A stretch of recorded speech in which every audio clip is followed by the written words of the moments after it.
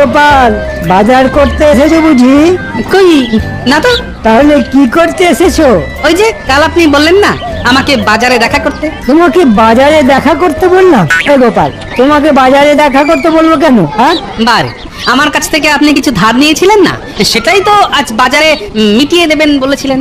খবরদার গোপাল, একেবারে বাজে কথা বলবে না। আমি কোনোদিন তোমার কাছ থেকে কানা করিও ধার করিনি। ও করেননি বুঝি? হবে হয়তো। তাহলে বাজার করতে এসে এসব উল্টো পাল্টা কথা বলার মানে কি? ও বাবা, আমি বাজার করতে এসেছি নাকি? তা হাতে থলি নিয়ে লোকে তো বাজারে বাজার করতেই আসে। তা এতই যখন জানেন, তখন গোপাল বাজার করতে এসেছে বুঝি জিজ্ঞেস করলেন কেন? খেজুরে আলাপ করতে বুঝি? তোমার এই ফাজলামি না একদিন আমি ঘুচিয়ে দেব, কথাটা মনে রেখো গোপাল।